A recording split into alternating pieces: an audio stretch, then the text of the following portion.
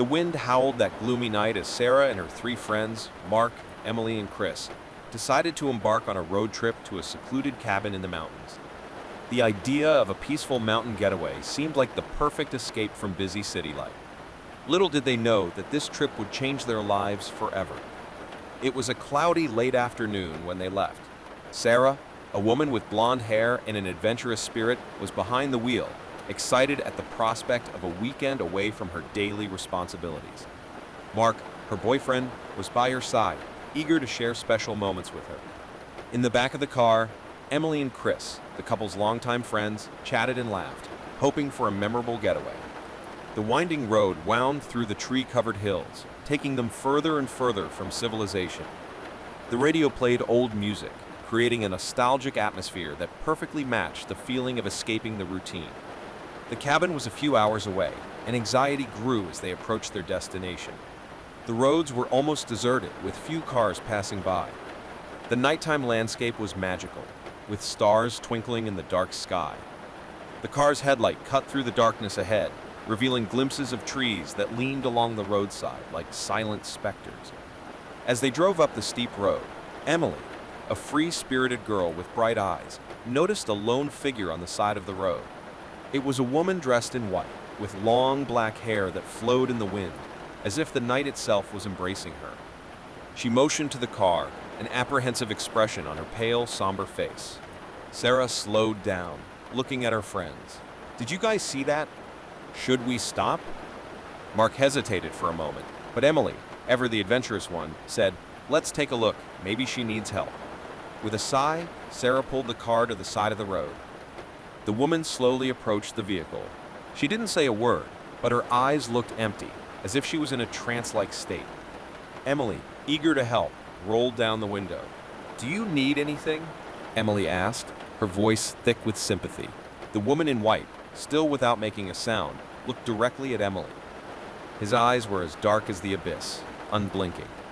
Chris, in the back seat, felt a shiver run down his spine.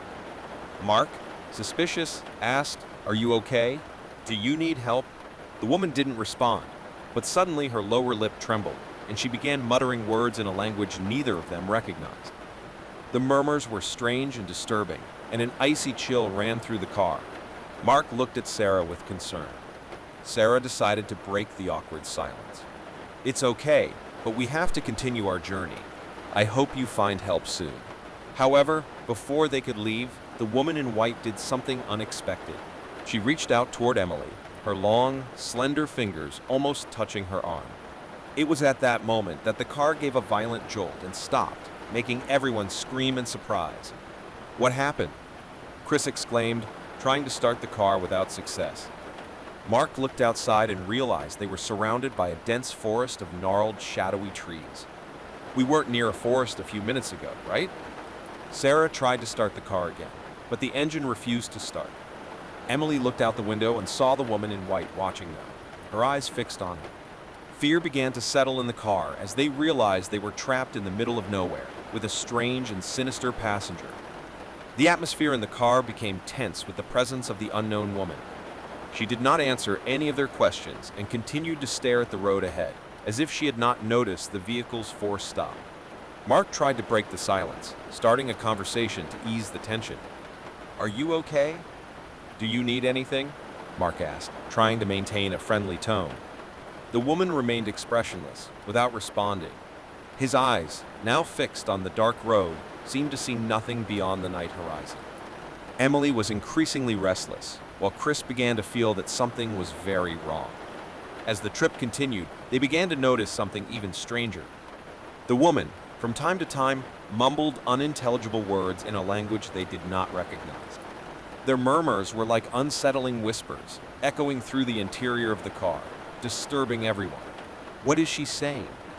Emily whispered to Sarah, feeling a shiver run down her spine. Sarah, looking intently at the road, replied with a worried frown, "I have no idea, but this is getting scarier and scarier." As the night progressed, the tension inside the car increased. The woman continued to mumble her unintelligible words, and her eyes seemed increasingly empty. Chris, who was in the back seat, tried to make conversation to ease the discomfort. "Have you ever been on a trip like this before? Chris asked with a forced smile. The woman didn't respond, but her murmur grew louder and more disturbing. Sarah looked at Mark nervously. I think we should consider stopping and getting help. This isn't right. As they discussed what to do next, the woman in white turned her attention to Emily. Her lifeless eyes suddenly gained an intense shine, and she reached out her hand towards him. Emily swallowed hard and backed away. This isn't right, Sarah. Let's find a safe place to stop, Mark insisted. Chris tried to start the car again, but the engine continued to refuse to start. The woman in white continued to look at Emily, and her murmurs intensified. Emily was now in a state of panic, pressing against the car door, trying to get away from the strange passenger. The car gave another violent jolt, making everyone scream once more. It was as if some invisible force was preventing the vehicle from moving. The woman in white seemed to have power over the car and, by extension, over them. Sarah looked at Mark and Chris, desperate. What's going on? What should we do? Chris looked out the window, seeing only twisted trees and the darkness of night. The only option we have is to get out of the car and seek help on foot. We can't get stuck here. Sarah agreed, and they opened the doors and exited the vehicle, with the woman in white following closely behind. She still hadn't said a single word, but now it seemed more disturbing than ever. As they walked along the dark road, the wind howled, making the trees creak as if they were alive. Strange shadows danced among the trees, and fear began to set in. They walked for a while, with no sign of help in sight, until they reached a clearing in the middle of the forest. In the center, there was an old wooden cabin, looking like it had been abandoned for years. The woman in white pointed towards the hut, and her murmurs intensified, filling the air with an ominous atmosphere. With their hearts beating fast, Emily and her friends approached the cabin, not realizing that something dark was about to happen. The cabin looked eerie in the moonlight. Its boards were blackened with age, and the door was ajar, revealing a deep, unsettling darkness within. The air was filled with an oppressive feeling, as if the very nature of the forest was against them. Emily hesitated, looking at her friends. Maybe we shouldn't go in here. This cabin looks abandoned and creepy. Mark agreed, worried about the growing sense of danger. Emily's right. We don't know what awaits us inside. Maybe we should try to find help elsewhere. Chris, however, felt a strange attraction to the cabin. I don't know, guys. There's something intriguing about this cabin. Maybe we should investigate before we get back on the road. Sarah, although nervous, also felt her curiosity prick. We'll take a look, but very carefully. Staying together is our priority. And so, cautiously, they entered the blackened hut. The interior was pitch black, except for the few cracks in the boards that allowed the moonlight to illuminate the path. As they walked forward, they could feel the ground creak beneath their feet. The woman in white continued following them. Her clothes seemed to shine in contrast to the darkness of the cabin. Their murmurs became more intense, echoing off the walls of the cabin like a ghostly echo. The friends approached an altar in the center of the room, lit by flickering candles. Sarah looked at the lit candles, surprised to find signs of life in that deserted cabin. Someone was here recently, but that doesn't explain what's going on. Mark examined the walls of the cabin and noticed that they were covered in strange symbols, many of which he could not recognize. Some were ancient symbols, others seemed completely mysterious. Chris, intrigued, approached the altar.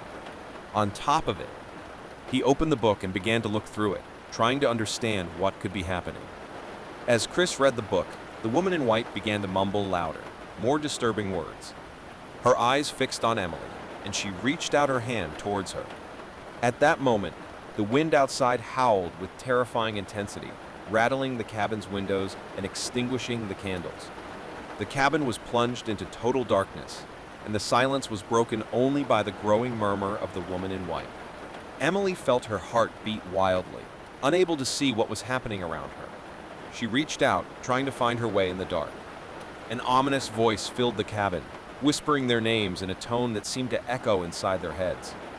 The words were unintelligible, but the fear they evoked was palpable. The woman in white, her eyes glowing an ominous red, approached Emily. At this point, Mark and Sarah managed to turn on a flashlight, bathing the cabin in a dim light, and what they saw left them paralyzed with terror. Emily was standing, but looked in a trance, her skin pale, her eyes glassy. The woman in white held her wrist, her slender fingers squeezing tightly. Chris, frightened by what he had found in the book, threw it on the ground and ran towards his friends. "We have to get her out of here. This isn't normal." Mark and Sarah managed to pry Emily from the woman in white's fingers. When they finally freed her, the woman backed away, her eyes losing their red glow. She continued to mumble unintelligible words, but the imminent threat seemed to have receded. Chris picked up the book again and looked at the symbols on the walls of the cabin, trying to understand what they could mean. This has to do with some kind of ritual or spell. Maybe we're dealing with something supernatural. While their hearts were still beating fast, they found themselves faced with a crucial choice. Stay in the dark cabin, with its ancient secrets and inexplicable threats, or venture into the darkness of the forest in search of help and safety. Fear mixed with curiosity, and they knew they would have to make a decision that could shape the fate of that sinister night.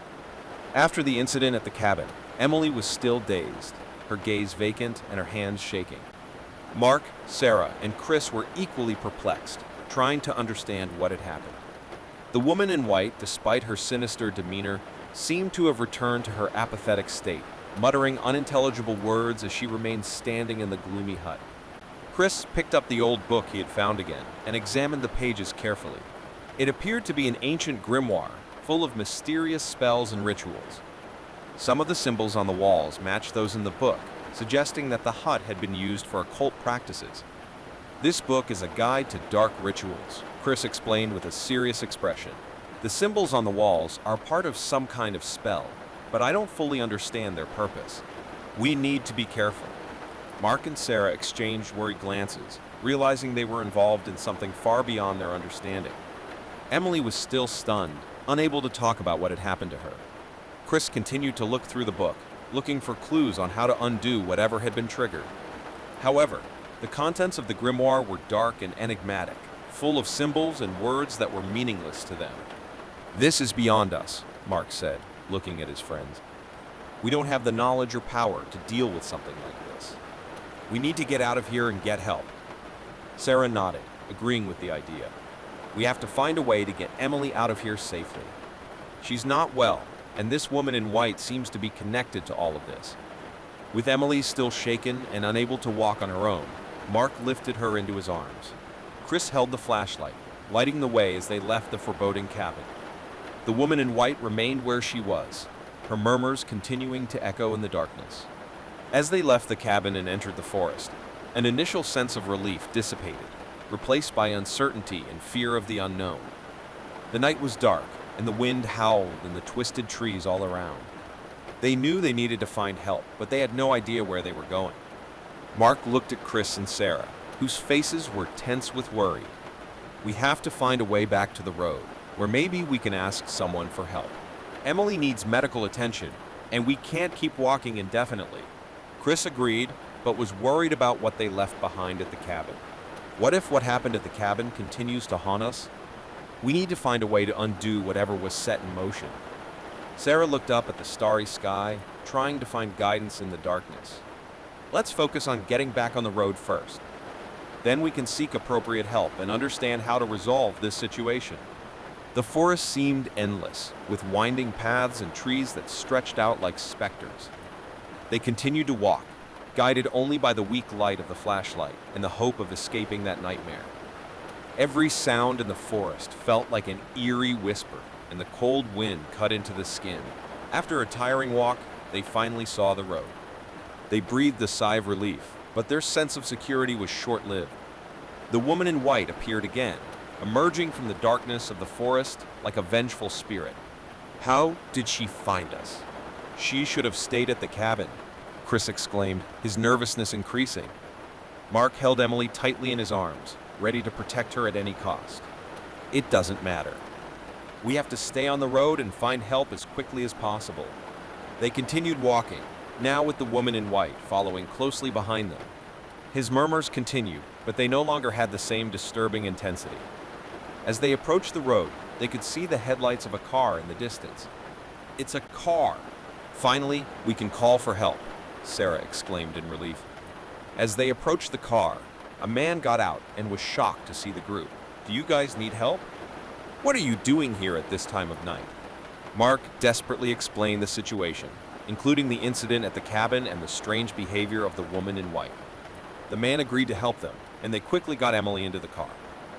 The woman in white remained outside, watching them with blank eyes. As the car drove away, they looked back and saw the woman in white disappearing into the darkness of the forest. They had escaped the sinister cabin, but questions continued to plague them. What was that woman? What secrets did the cabin hide? And how could they undo what they had inadvertently unleashed? The night of terror had left deep scars in their minds, and the search for answers was far from over. They had survived a dark night deep in the forest, but the mystery persisted, echoing in their minds as they headed towards civilization, eager to understand what had happened and how they could completely escape the grip of the terror that had engulfed them.